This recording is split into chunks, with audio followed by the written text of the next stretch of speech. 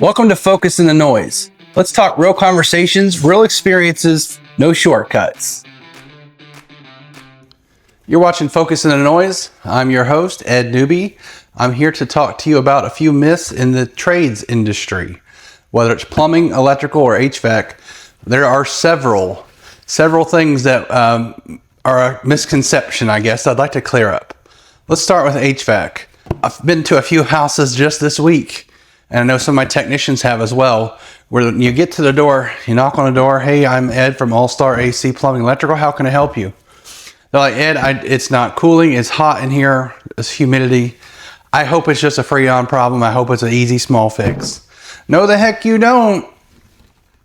You don't want a Freon problem. Freon problems back in the day when it was R22 or R410A and it was $32 a pound, that's not a Freon problem. Fill it back up and let that sucker run for the next 12, 18 months and see how long that charge lasts. That worked out great. I hate to tell you folks, it's 2026. If you got to add Freon, you're leaking and it is not cheap. Depending on the refrigerant you have, it can go anywhere from $200 a pound up to $4 something a pound. A pound! That is prime rib money. So no, you don't want a Freon leak. If you need Freon, you are leaking Freon. These are sealed systems. So your coil and condenser are connected by that copper outside. It's got that insulation on it. That's where Freon goes. And if you're adding a pound a year or 2 pounds, and you've got a technician at your house saying, hey, you need 4 pounds of Freon, whole red flag, stop. We do not want to just fill up units. For one, it's not good for the environment. For two, it's unethical. I should not be selling you 4 and 5 pounds of refrigerant without telling you why. Also, is your technician weighing that refrigerant in? Do they have a scale and they're putting that Freon on there and they're showing you it's at 0? Do you go to the gas pumps blindly and just pump? Think about that for a second. This stuff is really expensive and we're talking to you about just filling it up. No, we need to do a much more in-depth look at why do you need refrigerant. 85% maybe? I'm just throwing it out there. Usually those leaks are in the evaporator coil. And if you have an older evaporator coil out of warranty, especially if it's R410A, there's no parts and pieces for that. You're changing an entire condenser coil or a system at that point. Refrigerants have changed. So 410A phase out was last year. So if you've got a 2 or 3 year old coil and you've got an older condenser, we're changing the whole thing out. There are very limited warranty pieces. So maybe if you bought a condenser and coil 3 or 4 years ago and it has a warranty, you could still get a coil. That's possible. But if you've got an older coil out of warranty, it doesn't matter if that unit is 2023, 2022 on that outdoor unit, there's no coils to go with it. And they have to match. So you're going to hear you need new equipment. And some folks are like, well, gosh, you sold me a system 3 or 4 years ago. Well, 3 or 4 years ago, I was telling customers about this refrigerant change. We've known it for a long time. But I went to a call yesterday where the customer was sold 2 years ago, just the outdoor condenser. If you have a new outdoor condenser, but you have an old evaporator coil, there is no fixing that. I'm sorry. There's no coils left out there. And the crap I'm seeing now is that we're taking the new R454 or R32, which is the new Freon, which is a propane-based refrigerant, and we're buying those coils and they're sticking them on your 410A condenser. Now, there's a lot of HVAC talk and there's different shows and whatnot where people say, hey, that's a good thing. Look it up. It's not. They're not the same. They're not meant for that. You are putting bloodlines and different things together. So no, that's not a good option. You never want a Freon problem.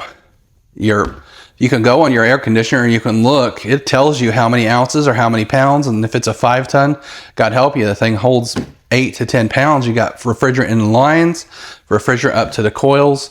Get a technician to do a leak search on it, find out what's leaking, why it's leaking. Also, people defer to a leaky evaporator coil, just default. What if you change your condenser and coil and you found out that it's in the lines, the copper lines connecting the two? That happens a lot too, so it's a misdiagnosis. You're buying systems without knowing exactly what. There's many ways that we can check refrigerant leaks. We have electronic, we have nitrogen tests, we have dye that we can put in the system, let it run for 2 or 3 weeks, let it set in, and then we can go back with black lights and check that. So go easy on the refrigerant. And customers, please do me the favor. Please don't walk up to a technician that's coming to your door and give them the diagnosis before we even get there. I think a lot of people buy systems prematurely because the last guy told them, hey, you need a 18-SEER variable speed system. So then they automatically assume that when they come to me and they're like, hey, Ed, I need a new system. Oh, hit the brakes. You tell that to the wrong salesman, and that's what you did. You just bought a unit. So my biggest ploy to people is let me diagnose it. I've got the industry knowledge. I have been trained. My technicians don't tell us what's going on with it. Tell us the symptoms. Don't give us a diagnosis, because unfortunately, not my company, but other companies will take that and run. Especially if you tell them, hey, my unit's low 3 or 4 pounds, or I think my compressor's dead. Let us get out there and diagnose it. You don't go to the doctor and say, hey, I think I need to be put on a statin, do you? Let's not write checks for things that we don't need, and let's not set up the sales technicians or the companies that prey on people to hear, those things, and you're already predetermined that's what it is. Stop doing that. Invite them out to your house. Hey, I'll pay the service fee. Please let me know what's going on with it.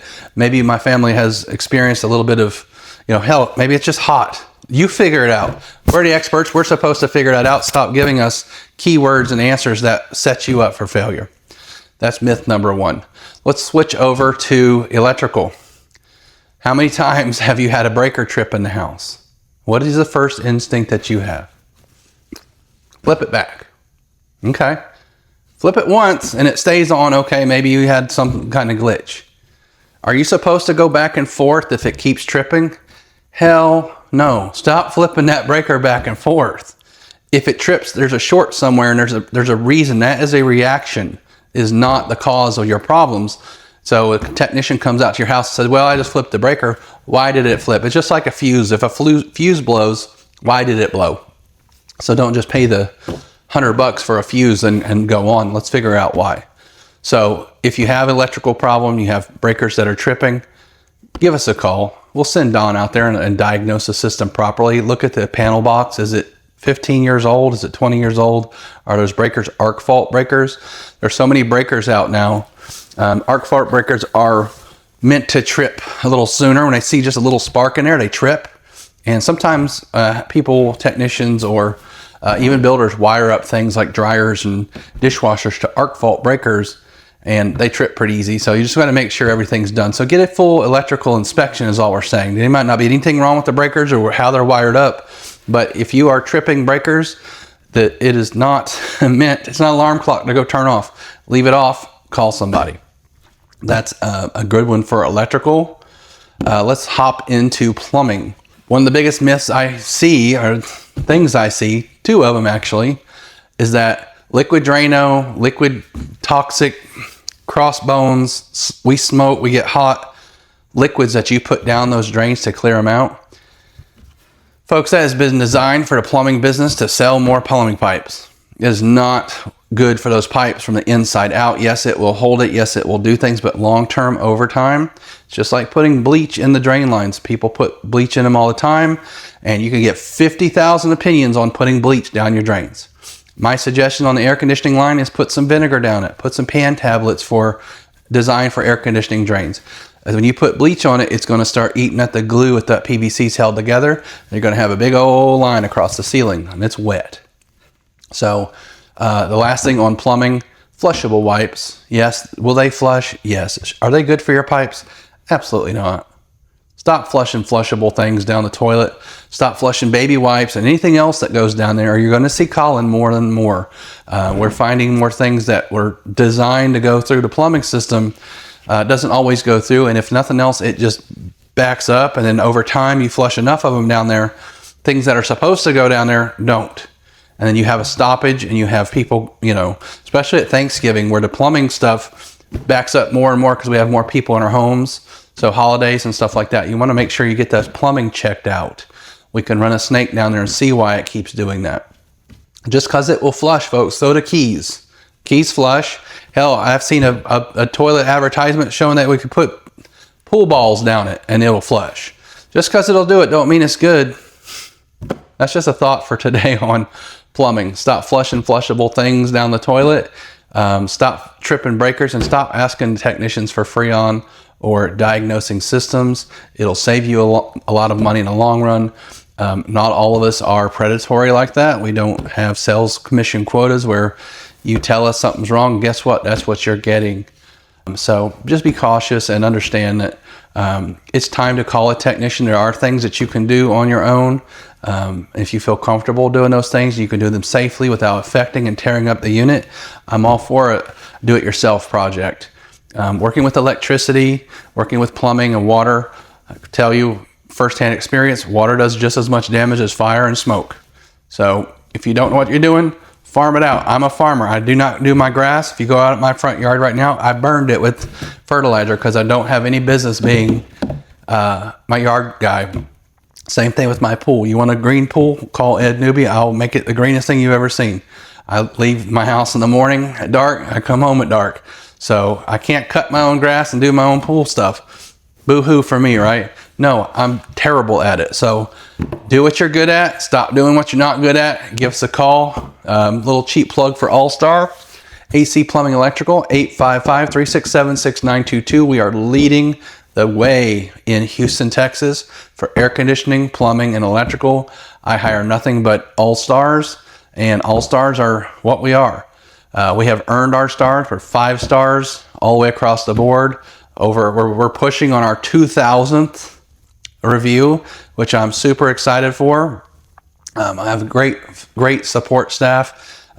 Anybody asks, how easy this all looks, it's because I have, a genuine staff that bleeds All-Star and they bleed customer service, and we can't be beat. I would put us up against any company in this town. Thank you for watching Focus on the Noise. Have a great day.